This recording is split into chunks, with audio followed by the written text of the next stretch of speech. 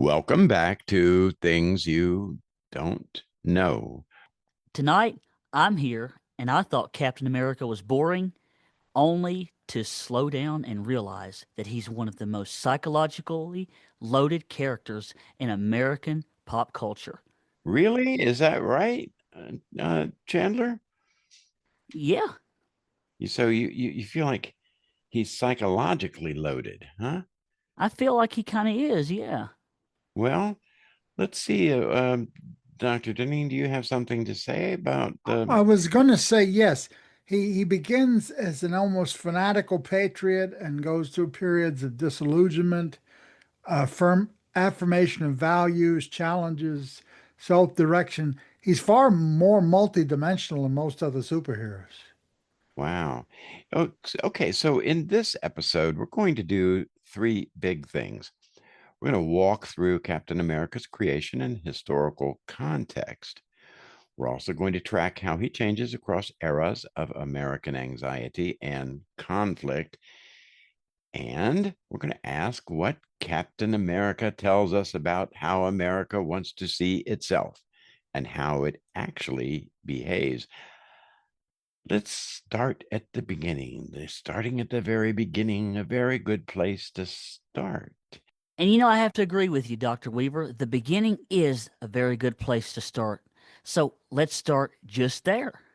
Captain America doesn't come from a neutral moment, does he? Not at all. What does that mean? He debuts in March of 1941 in his own comic, Captain America Comics #1. And this is created by Joe Simon and Jack Kirby. This is right before the United States officially enters World War II, but he's an anti-fascist symbol from the beginning. It's very interesting to me that he starts off with his own comics #1, Captain America. A lot of the superheroes and others actually start as not in their own comic. Isn't that right, Chandler? That is exactly right. So this is kind of interesting. So, anyhow, the cover that he has is not subtle. Captain America is literally punching Adolf Hitler in the face. Oh, man, that's brave. But you know what? It also makes this character propaganda from day numero uno. Explicitly so. Simon and Kirby were making a statement at a time when the isolation movement, stay out of Europe's quarrels, don't fight for the British Empire, was very strong in the United States. They were arguing that neutrality is a form of moral cowardice. Well, I've got to kind of agree with them there a little bit, Dr. Deneen, because not standing up, not saying, not standing for anything means you're accepting whatever is dished out to you. I think we can use that as a lesson today, standing up for principles and saying something about it. Quite so. And saying it with conviction, Dr. Weaver, at that. Indeed. So, Captain America is designed as a moral weapon. He's not complicated yet. Certainly not in the beginning. He's certainty in a human form. Yes, he is. He represents America to the finest. Red, white, and blue, and zero doubt. One of the most important things about Captain America is who he is before the serum. Let's delve into the serum, what it means, and how it contributes to his powers. So, who was he before this even happened, Chandler? Yeah, let's take a look at who this was. I mean, he was a skinny kid from Brooklyn. He had asthma. He was bullied. He couldn't list in the service. I mean, this guy was just But the so one misfortunate. characteristic of the man that was then called Steve Rogers is his unending determination. He's chosen not because he's strong, but because he's decent and he will do almost anything to be of help. He tries to enlist 7 different times before he's accepted. That's the moral thesis of the character. Power should amplify Virtue, power should amplify virtue, not replace it. Here, here. I absolutely agree with that, Dr. Weaver. And this right here separates him from most superheroes. Well, I do think so, Chandler, because many heroes gain power by accident or they inherit it. Steve volunteers and is evaluated how? Not by his physical characteristics, but he's evaluated morally before he gets enhanced. The super soldier program and the serum it generates to give him his powers doesn't make him good. It amplifies his better qualities. It makes him more of what he already was. So, tonight's question: how did Captain America get his superpowers and what were they? We'll keep it clean, chronological, and grounded in how the character is typically portrayed. Dr. Deneen? Yes, we're going to start with the key point. As I said, Steve Rogers was not born powerful. He was physically frail, but extremely morally stubborn in a good way. Exactly the kind of person the U.S. military, reeling from the Pearl Harbor attack in the middle of World War II, was looking for in an experimental program. In other words, the government didn't pick the biggest guy in the room. They picked the guy who kept on showing up and showing up time and time again after being told no. And why? Well, because he cared more about doing the right thing than protecting himself. So, Chandler, I think you're right. The program in the comic is commonly referred to as the Super Soldier Project, often named Project Rebirth. Now, Steve volunteers, and a lead scientist, Dr. Abraham Erskine, oversees the procedure. And I'm sure that you have something to say about that, Dr. I Deneen. do. He's a refugee from the Reich. Erskine's role matters. The story is intentionally framed as much of a moral experiment as a scientific one. You take a person with a strong character and amplify their body, rather than taking a bully and amplifying their ego and aggression. So, this treatment, folks, isn't here's powers, now go be a hero.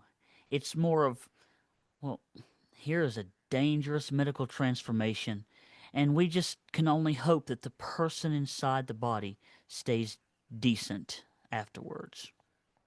Oh, yes, that's a great way to put it.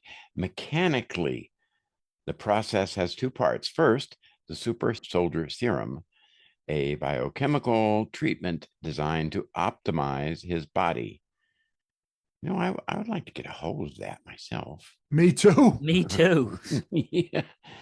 Second, a radiation procedure, classically called Vita rays, used to stabilize and lock in the serum's effects. And the result is immediate. Steve's body is transformed into an idealized form, typically described as reaching the upper limit of human potential, pushed beyond what any natural training could achieve. Which is a fancy way of saying he goes from rejected by recruiters to built like a living propaganda poster about the time that it takes to blink. So, in just about the time it takes to blink. Wow. So, now what were those powers? The most accurate way to put it is Captain America is enhanced peak human, not magic, not alien, not cosmic, engineered physical optimization. Right. He's often written as the best the human body could be, and then depending on the era and the writer, nudge slightly beyond. But the core idea stays consistent. No, and he's not throwing cars like they're just paper clips. But he's also not losing the foot race to your average gym guy either. Yeah. Okay. Let's list some of the major enhancements clearly. Strength, significantly above normal limits. speed and agility.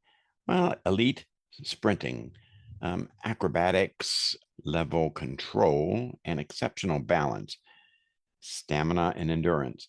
He can fight for long periods with minimal fatigue.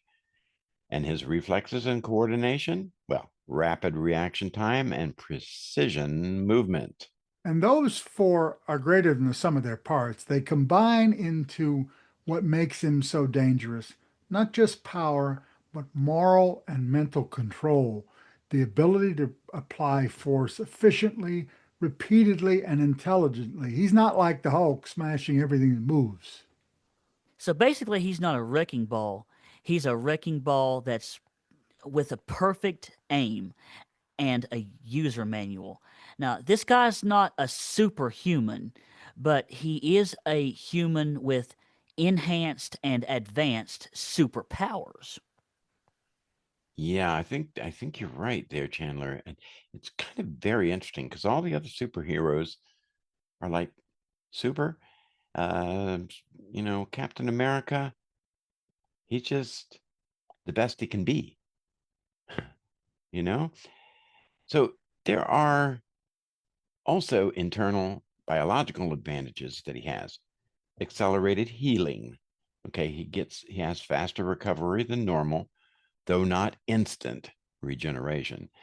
He has enhanced metabolism. He processes uh, fatigue, toxins, and physical stress more effectively. He has a stronger immune system, unusually resistant to illnesses and many poisons, still vulnerable to him. He's human. He's not superhuman, but he is enhanced human. And in many versions, we also see a slowed aging process.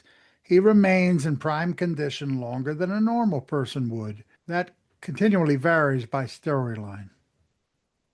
So he's not immortal, but he's also not aging like the rest of us while eating a stress sandwich every day. Jeez. Where did you come up with that one? A stress sandwich every day? Wow. Yeah, well, I know a lot of people that like to stress eat, so yeah. Yeah. Okay. So now, one important clarification here. People often treat his tactical thinking, leadership, and shield mastery as powers, but no, no, that's not the case. Once again, he is the best he can be in those areas that we've already mentioned. He's a human enhanced. These abilities are best understood as Steve Rogers at his best self, as you said, Dr. Weaver. His training, his experience, his personality, and his discipline. The serum did not give him a PhD in battlefield strategy. Oh, really? Yes, No. really. Yeah, he Yeah. he he The serum really didn't give him any of that, but it no. did give him the body. Yeah. And once And the rest again, of the part was just already there. He was just the guy who wouldn't quit, even when quitting would have been the rational thing to do. indeed, and the other thing that it says to me, Chandler, What's that, Dr. Weaver? well, if I could enhance myself, maybe I could be more like him. Maybe I could be smarter. Maybe I could be better. Maybe I could think more clearly. Maybe. And I Maybe we think all could. The maybes are endless. you got that one right. So the clean summary here, Captain America got his abilities through the super soldier serum. It's stabilized through vital rays, producing a human being at engineered peak performance, strength, speed, endurance, reflexes, recovery, and resistance. And the narrative reason he works as a symbol is that the enhancement is framed as amplification. It doesn't come ex nihilo out of nowhere. It magnifies what's already inside. Which is honestly quite comforting because the real story is not the serum. It's the choice to step forward before he had any of it. And that to me is very impactful. Yes, Chandler. And as I was kind of saying, it gives us something to strive for, doesn't it? We can make ourselves the best we can be, right?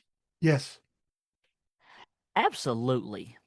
Now, I want to turn our attention now to the shield. The shield matters more than the costume, right, Dr. Deneen? it's a defensive device, it's not offensive. Captain America's primary symbol is not a sword or a gun, it's protection for himself and the country he loves. Which I have to say is quite fascinating for a wartime icon. Psychologically, it frames American violence as reactive. We don't strike, we block, then respond. And, that's the thing that made America great in many ways and be seen as a great democracy. I wonder how that's changed as we attack other countries without, being officially authorized and other things like that. Or we ask to take over a country by force if necessary because it's important to us. Yeah, I think that's bull crap. Yeah, and then we sever our relationships with other countries in the process. Woohoo! Good stuff. Whether or not this idea of defensive violence is historically accurate, even in the past, is another conversation. But it's how America wants to imagine itself. After World War II, Captain America struggles. Yes, he does. Why? Because certainty collapses, doesn't it, Dr. Weaver? Yeah, the enemy changes. The moral clarity fades. Comic sales drop. Captain America is frozen in the past, sidelined, or rebranded during the late 40s and 50s. Including the weird anti-communist phase. Which just doesn't age very well. As with many of these other comics, this reflects America's anxiety. When the national story becomes ambiguous and contradictory, Captain America becomes unstable. Now, the Frozen in Ice storyline is quite genius, It turns Captain America into a living anachronism. He wakes up in a world that no longer matches the values he fought for. which is where the character actually gets pretty interesting. Yeah, it really does. From this point on, Captain America is not about nationalism. He's more about moral dissonance.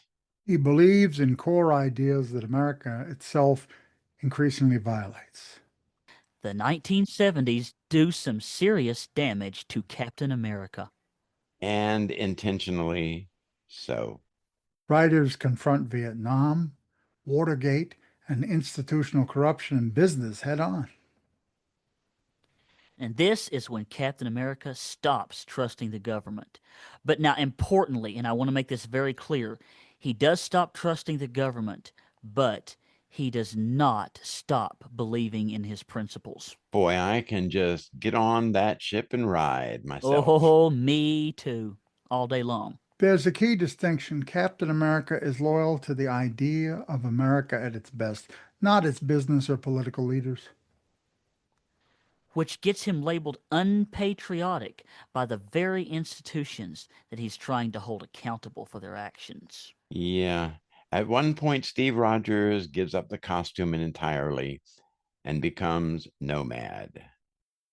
Which is a very huge deal for him. It represents a fracture between him as a symbol and his self. When the symbol becomes compromised, Steve refuses to wear it.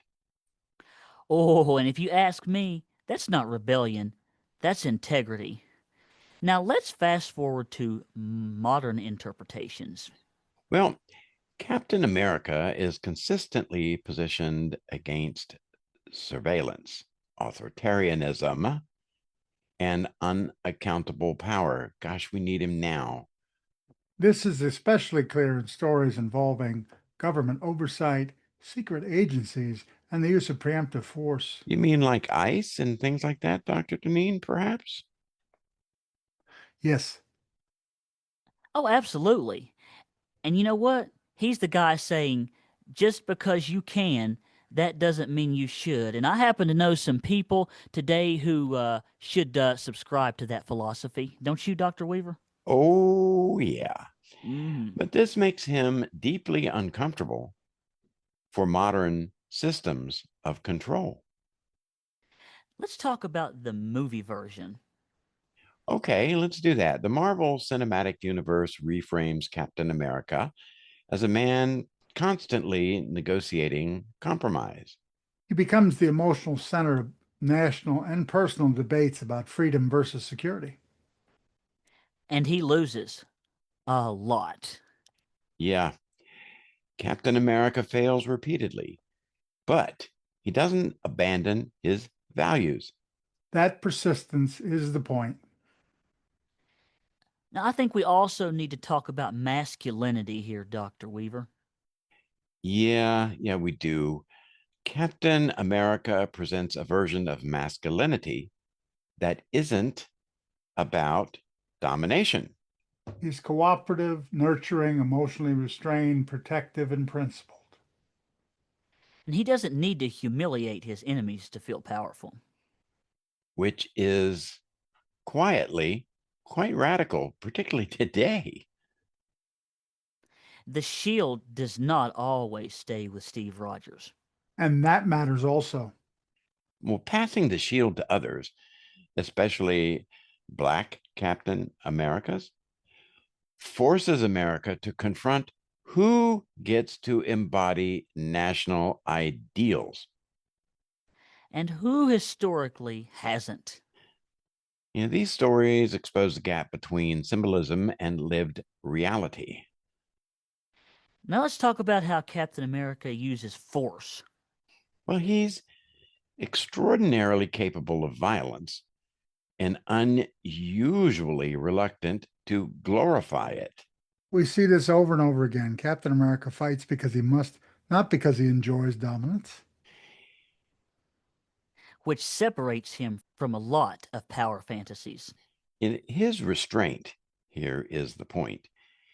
He understands that moral authority evaporates the moment force becomes indulgence or self glorification. He's not a megalomaniac like some. No, he's not. But he's also a leader who doesn't command through fear. He doesn't command through fear. Imagine that, Dr. Weaver. Oh, yeah. Captain America leads by coherence People follow him because his actions match his values. And that is rarer than strength. and harder to maintain under pressure. Captain America fails, and he knows it. He carries guilt. But unlike institutions, he doesn't externalize blame, he takes responsibility. Oh, wow. So you mean he actually owns up to his mistakes? Yeah, Mhm. that willingness to absorb moral cost is what makes him trustworthy, like America used to be. Yes, absolutely. Because he owns the consequences. And I have to say, I have a lot of respect for that. Now, Captain America ages strangely. What do you mean by that? Physically preserved, emotionally burdened? He outlives the context that once made sense of him and for him. Which forces him to confront irrelevance without becoming bitter. And eventually to step aside. And he never tries to seize power. Whoa, that's unusual today. That is Hmm. critical, though, in considering him. Captain America could dominate systems of the whole planet. He refuses. And he doesn't want to rule America. He wants America to rule itself better. The restraint is the final moral test, and he passes it. So why exactly does Captain America last, Dr. Deneen? Because he evolves without hollowing out. He's a measuring stick. He shows how far America drifts from its ideals without abandoning them himself. Now, he's not the strongest Avenger, but he is the most inconvenient. Psychologically, Captain America represents moral consistency in a world that rewards flexibility. Studying Captain America is studying the tension between power and conscience.